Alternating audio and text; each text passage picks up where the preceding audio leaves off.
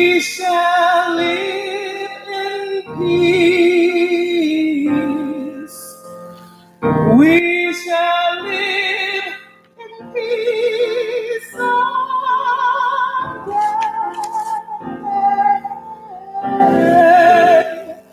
Oh, deep in my heart, I do believe that we shall live in peace someday.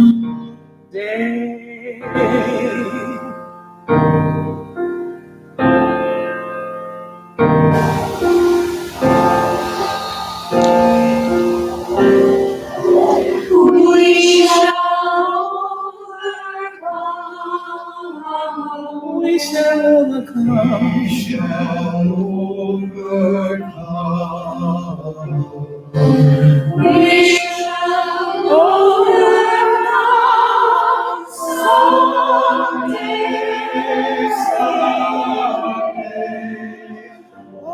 Oh, deep in my heart, I do believe that we shall someday.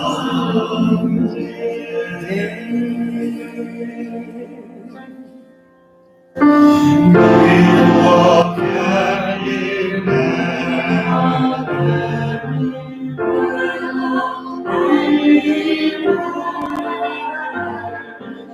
We'll walk hand in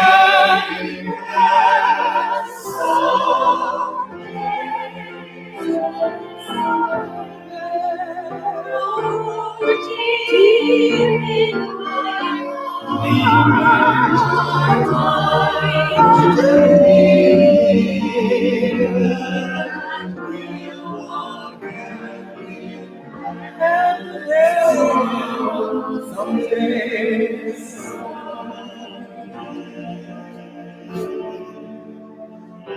We shall overcome.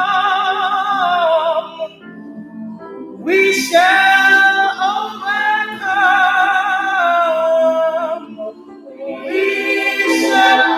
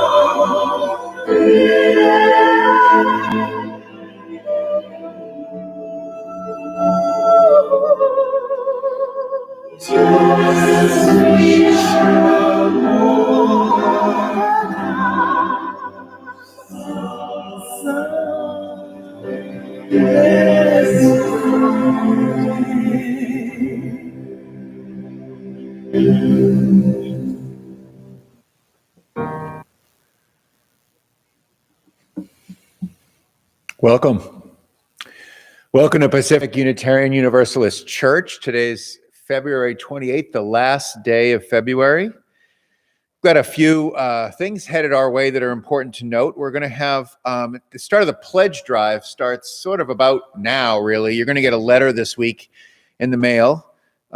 Encourage you to open it before you throw it away. It pitches an anniversary dinner we're having on Saturday night, March 20th. If you thought that the Black and White concert was fun with some entertainment and a chance to chit-chat, we are essentially providing a similar kind of an evening. I'm going to interview a man named Shelton Johnson, who's an African-American park ranger in Yosemite and working to get inner city folks and people of color into the parks more. It's going to be an interesting conversation. He's kind of becoming a big deal. We're also going to have food delivered to people. So we're going to share a dinner, but we're going to share a dinner at home, which is, I think, a pretty cool compromise to what we would normally do. You are going to have to register for that. So you're going to get news of that in all the sorts of emails and announcements like this, and also in the pledge letter. This week also has the Senior Covenant Group meeting at 2 p.m. on the patio. and Seekers meets as well on Wednesday at 10. Probably the most important sort of difference is that this coming Saturday in our adult ed kind of 10 o'clock window starts another group around anti-racism. It's going to be a repeat of some of the first curriculum we worked on. It was an 11-part curriculum early, like sort of March, May area. And we want to encourage more people to engage in this kind of important dialogue. So this is 6 weeks, runs from the first Saturday in March up through the second Saturday in April. And then we're going to start in on a death and dying curriculum and have guest speakers and stuff that are going to take us into May. So lots of things headed our way. And I'm going to invite our own Sharon Holtz to stand up and read our chalice words for us while I light the chalice.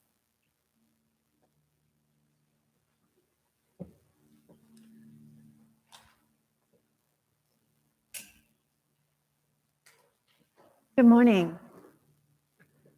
Our chalice words this morning are offered by Reverend Ayantu Brano, President of the Unitarian Christian Church in Indonesia. We live in a time full of sorrow. Many lost their beloved one because of COVID. Many lost their income because of economic crisis. Many become victims of natural disasters. Many suffer because of conflict around the globe. We live in a time of uncertainty. We don't know when the pandemic will really end. We meet difficulties to define truth because hoax surrounds us. We question honesty of our government, empathy in our community, accuracy of our plans, and the truth of our faith. Right now, 3 things remain: faith, hope, and love. But the greatest of these is love.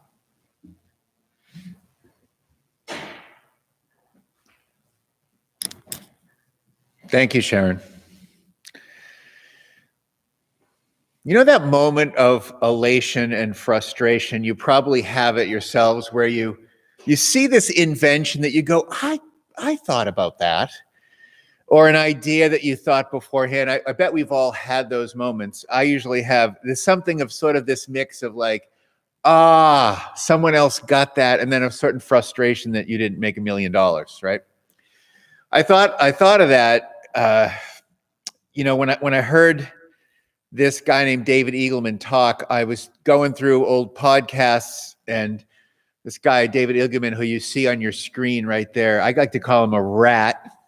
See, if he were here in person, you would see that youthful, obnoxious, self-serving puss featured on the cover of your bulletin. But instead, it's on your screen.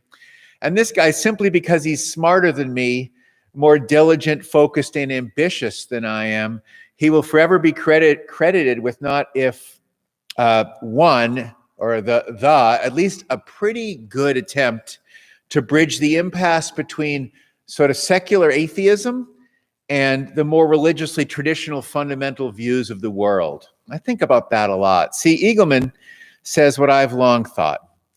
He says that we're both more unclear and we're smarter regarding the biggest questions we all want answers to than the way we debate about these questions would generally suggest. Eagleman asserts that the biggest questions, like, what in the blazes are we doing here, like on the largest level? What happens, if anything, when we die? And is there any sort of higher intelligence governing creation? These are simply more unresolved than we're willing to admit.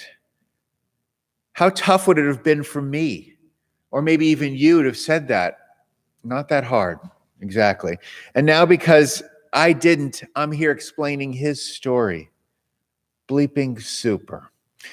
So just because this Baylor neuroscientist, said Snidely, seems to have carved out a way of acknowledging that we don't yet have enough knowledge to definitively say all about the world that could be and all about our fate, doesn't mean he suggests that we shouldn't be smartly curious, because he does. Now I have to preach this sermon using his bright, articulate words. So let's start by getting this thing over with by singing a hymn. Severin, take it away. All right, please join me in singing number 167, Nothing But Peace. Here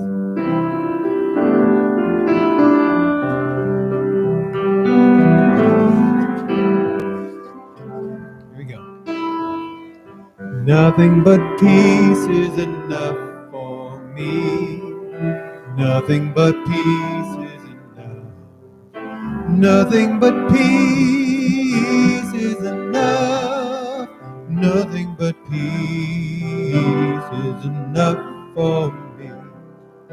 Nothing but peace is enough for me. Nothing but peace is enough. Nothing but peace is enough. Nothing but peace is enough for me. Nothing but peace is enough for me. Nothing but peace is enough. Nothing but peace is enough. Nothing but peace is enough for me.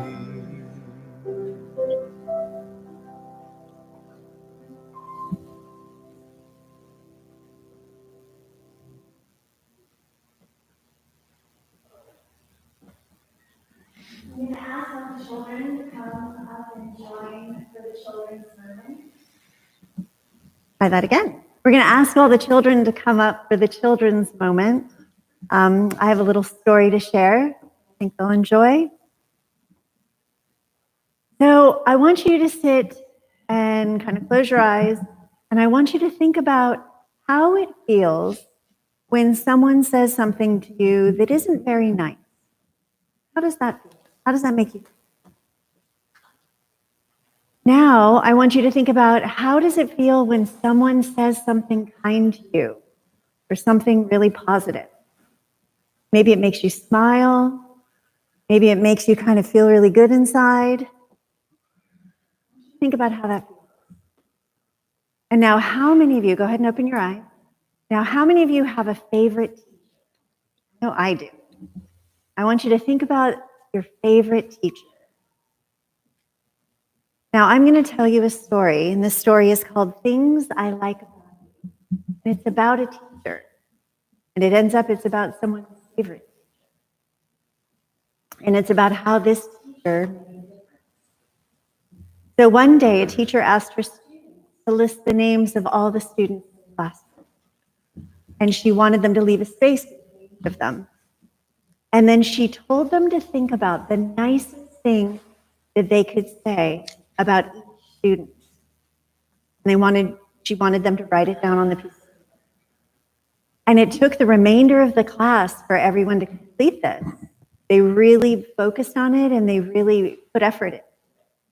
And at the end of class, they all went up and handed her the piece of paper that was all filled out, and they all left the class.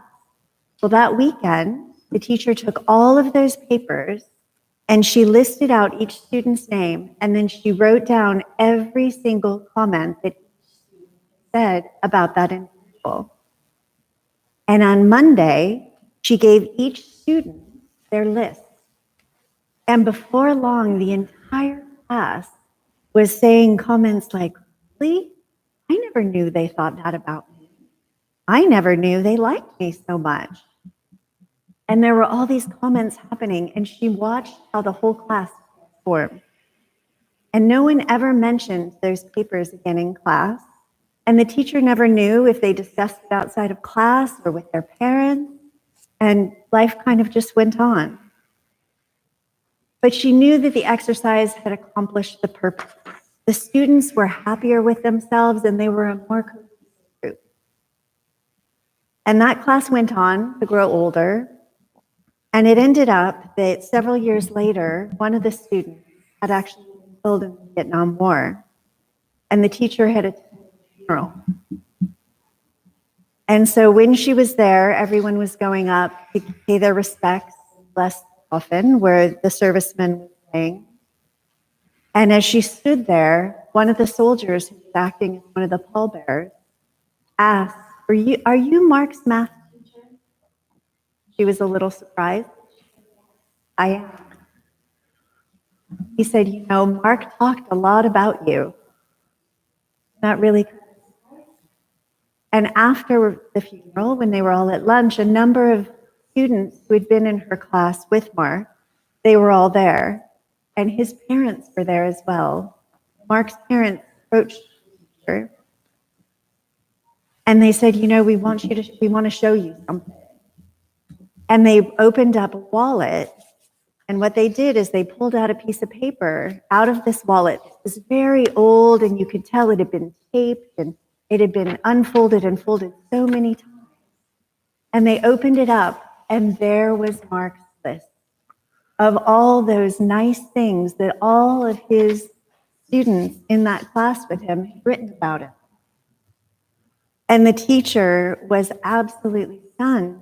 And some of Mark's classmates came up and they told her, I still have mine. I still have my list. It's in the top desk of my drawer at home. And someone else came up and smiled and said, yes, my husband had us put his list in our wedding album. So the thing is, another woman, Marilyn, said, I have mine. It's in my diary. And then Vicky, another classmate, reached into her purse and she took out her wallet and she held up her own.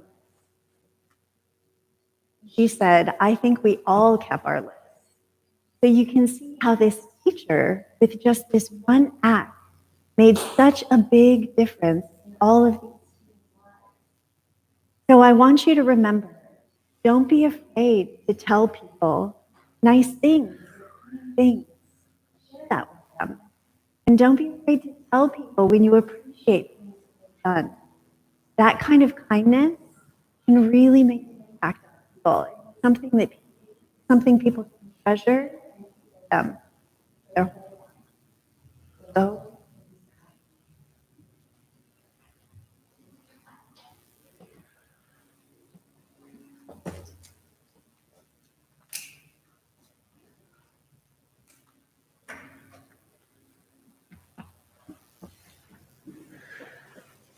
I light our candle of joys and concerns with a few thoughts.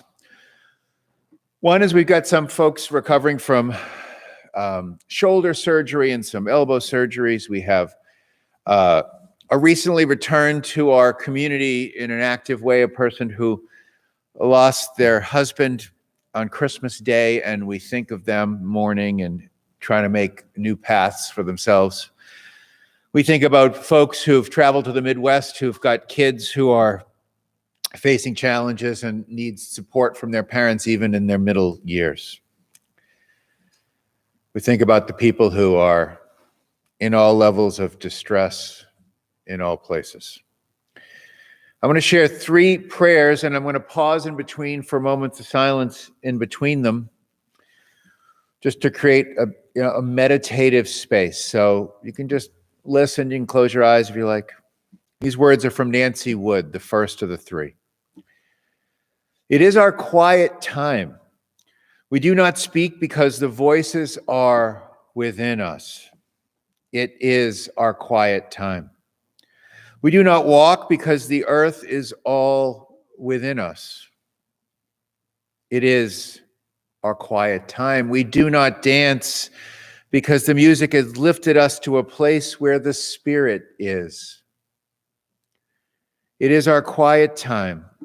We rest with all of nature. We rest when the 7 sisters wake. We greet them in the sky over the opening of Kiva. Nancy Wood. Our second reading is this one. If it is language that makes us human, one half of language is to listen. Silence can exist without speech, but speech cannot exist without silence. Listen to the speech of others. Listen even more to their silence.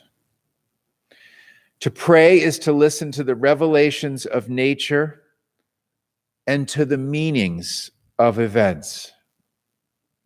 To listen to music is to listen also to silence to find the stillness deepened and enriched. Words from Jacob Trapp. And finally, words from the Catholic spiritualist Wendell Berry. When despair for the world grows in me, and I wake in the night, the last sound in fear of what my life and my children's lives might be, when I wake in that fear, I go down where the wood drake rests in the beauty on the water. And the great heron feeds as well. I come into the peace of wild things, Wendell Berry says, who do not tax their lives with forethought or grief. I come to the presence of still water, and I feel above me the day-blind stars waiting with their light. For a time I rest in the grace of the world, and I am free. Let's take that freedom and peace of silence for just a few moments before Severin leads us in a musical meditation.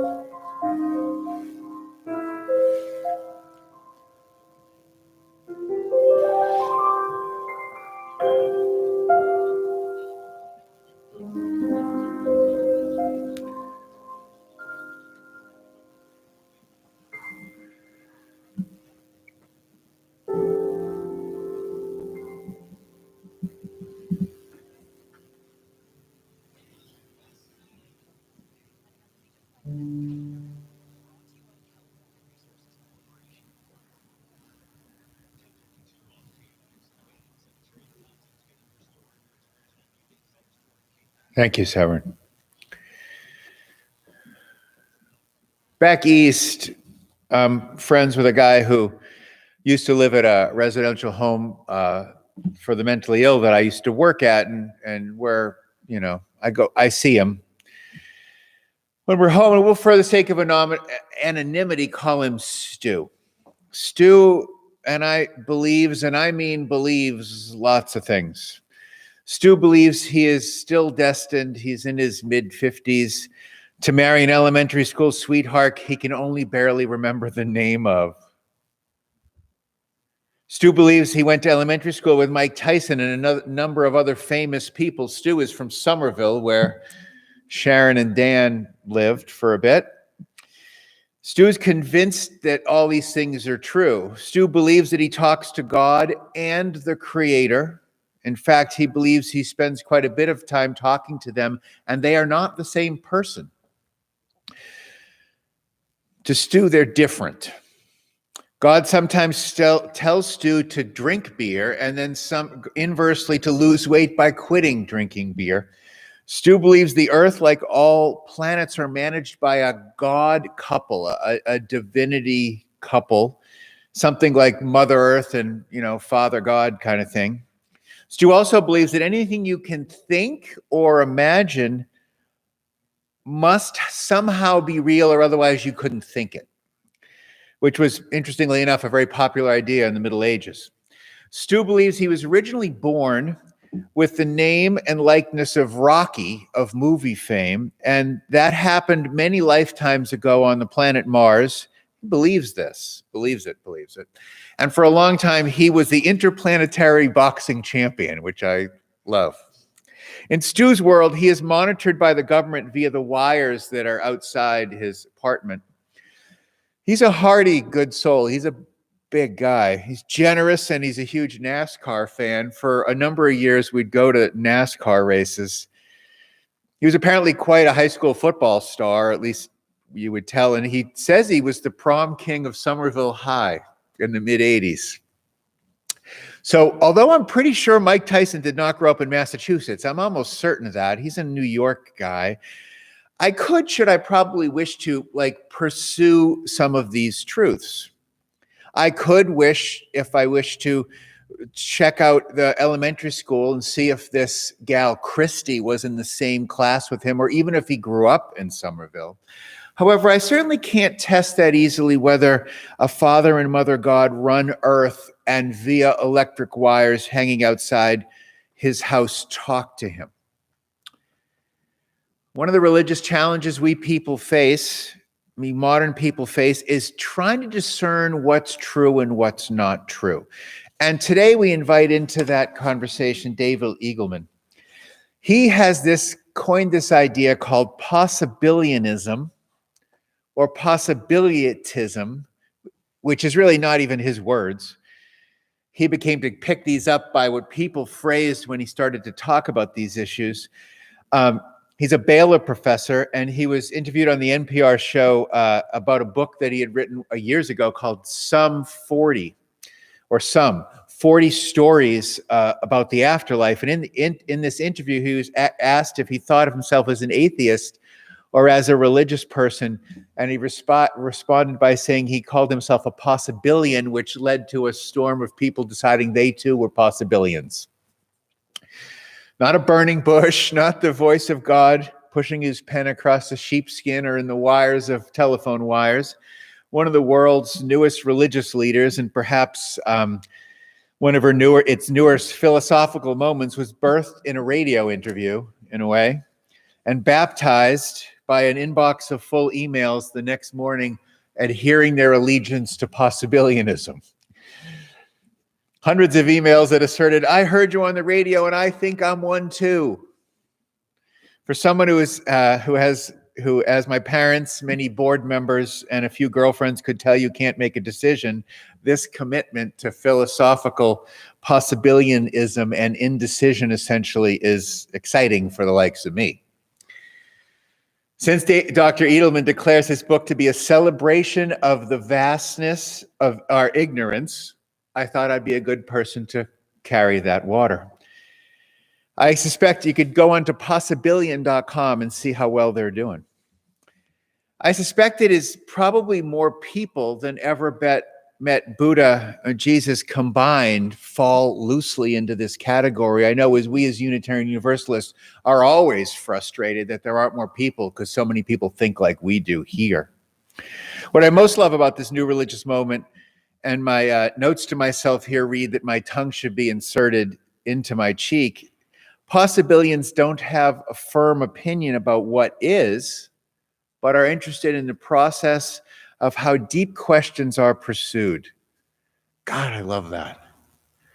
Possibilians, or however you say it, he thinks it's a funny name as well, simply reject both the claims of traditionally religious people or ideas as not possessing enough information to be as assertive as they are. I think we can generally all agree with that. And refreshingly recoil at the certainty, even arrogance that you get from the atheist community for all that they don't believe. Where do I sign up? Oh, nowhere. Excellent.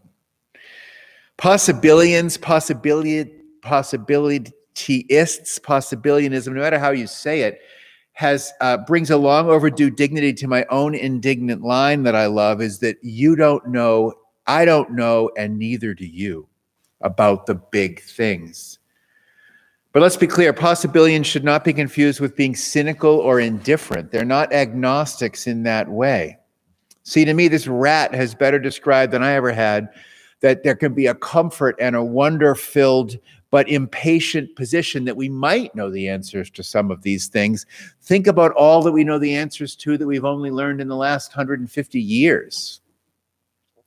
In an interview with the New York Times, Eagleman went on to say that a possibilian perspective should be distinguished from agnosticism because possibilianism actively explores novel possibilities and emphasizes the necessity of holding multiple positions.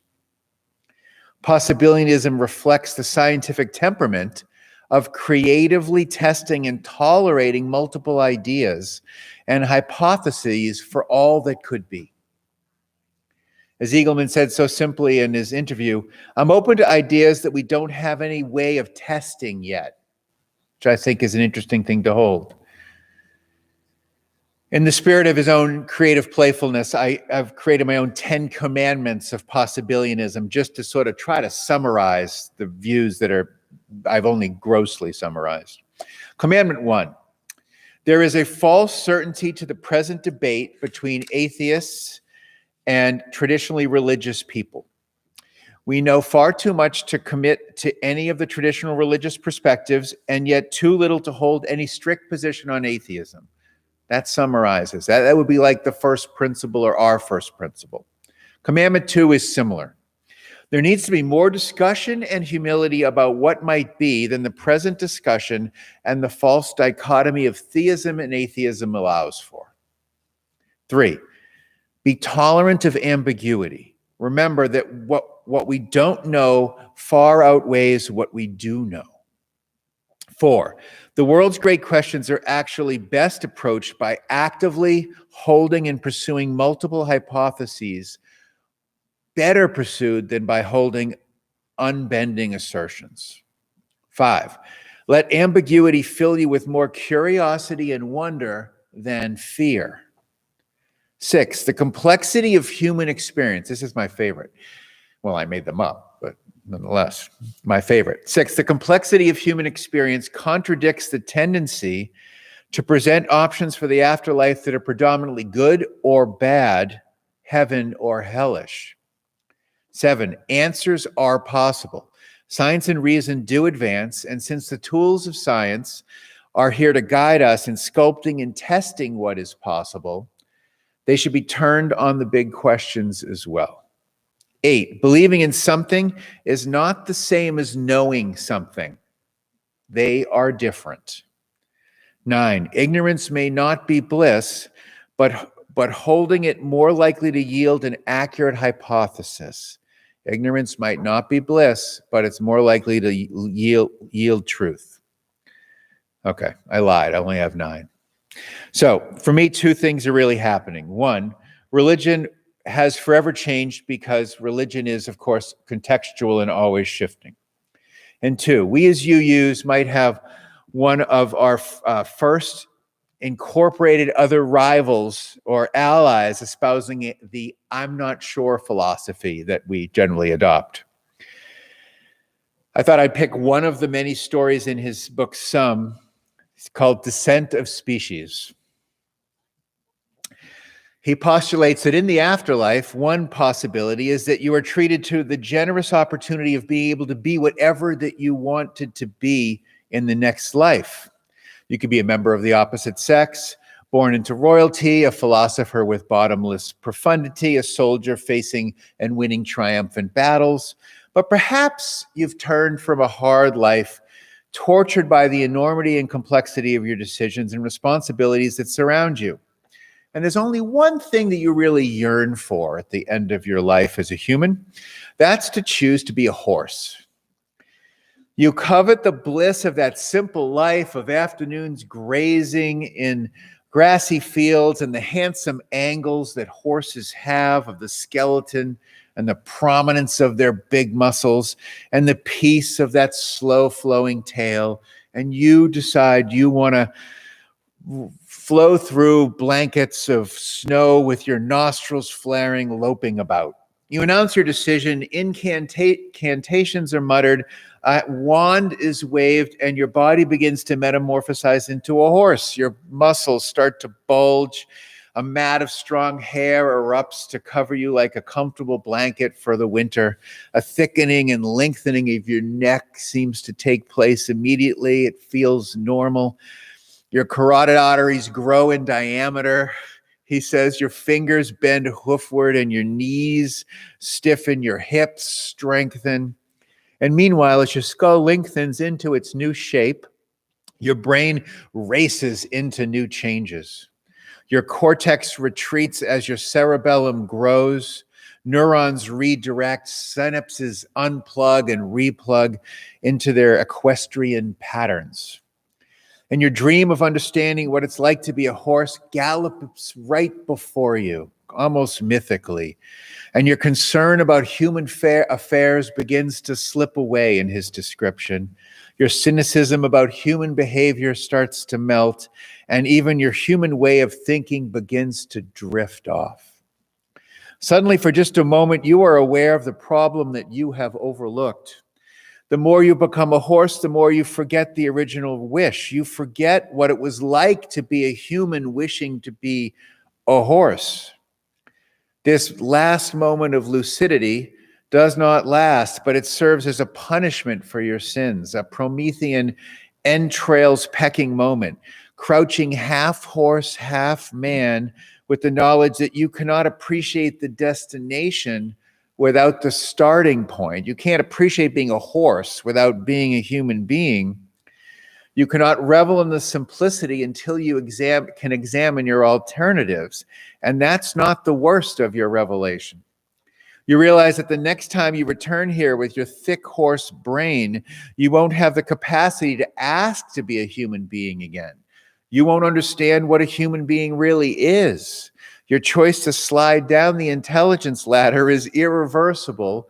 And just before you lose your final human faculties, you painfully ponder what magnificent extraterrestrial creature enthralled with the idea of finding a simpler life chose in the last round to become a human. Another option offered by Eagleman and some is that God exists but is dispersed in microbes living in our cells, and incredibly powerful, doesn't at that scope have any idea about the reality of us. In another, God is so vast in such a vast universe that that we can't reach that God. Another one is that we are the product of a bunch of mad scientists who live in the world and have created us to do its thinking. Novel, refreshing, disconcerting. Oh, yes. Plausible? Not really. Eagleman's mind, like mine, has the idea that there's a God, that there often is a God, at least in his stories, a source of creation or a unifying source. And it's quite likely that such a source exists, different from our consciousness and possibility. The stories, for most of the part, are not serious proposals. He admits himself as much to himself as to his audience. For Eagleman, they do sort of exercise the capacity for us to sort of religiously stretch and to have some fun with these questions. Although he admits the exercise is not intended to present plausible alternatives, to me, he squanders a bit of the instant cred he has by sort of trying to split atheism and theism, or traditional religion and atheism, and without offering any real sort of critiques. I swooned when I heard him say to NPR's Lynn Neary that we know too much about DNA and biology and computers and quarks and black holes and everything else not to start talking about that in the way we deal with the afterlife. Had I been in the audience when David Eagleman was hosting his BBC series that I was able to see, you can see it on YouTube, the world or existence in general is too dynamic for humankind to limit itself to that debate. I love that. And when he stands up straight on stage and tells us that with simplicity, that the Bible or Quran cannot have the knowledge enough to assert the way things work, I'm with him. The answer that Eagleman really says is that we don't know, we might never know, and that makes me a little bit unqueasy It might even be a little bit unsatisfying, but I think it's the truth. So here we are in our existential reality, forced to dream up what all the possibilities could be.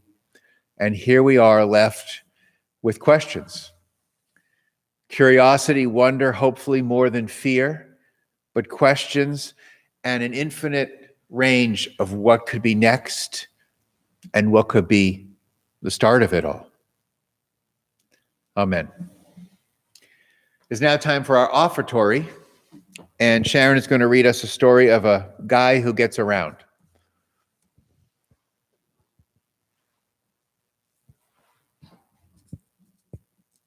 So this story is called Bubba Knows Everyone. Back in the 50s, there was a small Midwestern town, simple guy, who talked about all the famous people he knew. Nobody believed him, but having heard enough of his bragging, one day his boss called him out. "Okay, Bubba," his boss said one day, "prove to me that you know all these famous people you go on and on about. Do you know the famous preacher, Martin Luther King Jr.? "Oh, MLK and I grew up together," said Bubba. So the boss bought airline tickets to Atlanta, and pretty soon Bubba was knocking at King's front door. And Martin warmly greeted Bubba and invited him in for lunch. "Well, I'm impressed," said the boss when they left, "but I bet you don't know the president." "Oh, sure I do," said Bubba. And then they were off to Washington. And pretty soon the White House guard was escorting the two men into the Oval Office. "Hiya, Bubba," said Mamie Eisenhower, warmly embracing him. After a nice visit, they left. The boss was suitably impressed, but still befuddled as to how this simple man knew so many famous people. "Okay, Bubba, I'm going to ask you if you know the ultimate celebrity, the Pope." "Frankly, why, I sure do," said Bubba, and pretty soon they were on a plane for Vatican City. They found themselves in St. Peter's Square in the crowd of thousands, and Bubba said, "Heck, I can't see nothing from here." So he went right up to the Swiss guards, and the doors opened for him. The boss waited outside in the square. Pretty soon the door to the upstairs balcony opened, and out comes the pontiff alongside Bubba. They began to smile and wave at the crowd with their arms wrapped around each other. Shortly thereafter, Bubba decided to come back down to the square. When he got there, an ambulance was loading his boss into the back. Bubba rushed up and said, "What happened, boss?" The boss says, "I was doing fine until you came out on the balcony and the guy next to me says, 'Hey, who's that guy in the pointy hat on the balcony with Bubba?'" So please give generously to the life and work of the church. Look at your screen for details on how to give. Thank you.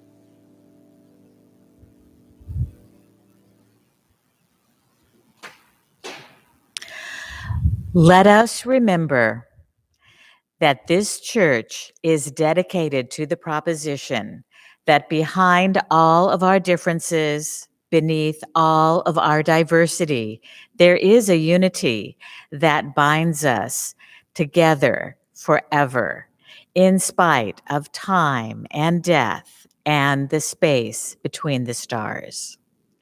We pause in silent witness to that unity.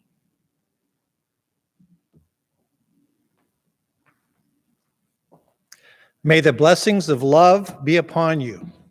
May love's peace abide with you. May love's presence illuminate your heart, now and forevermore. So be it. Amen. Shalom. Salam. Namaste. Blessed be. And now our service truly begins.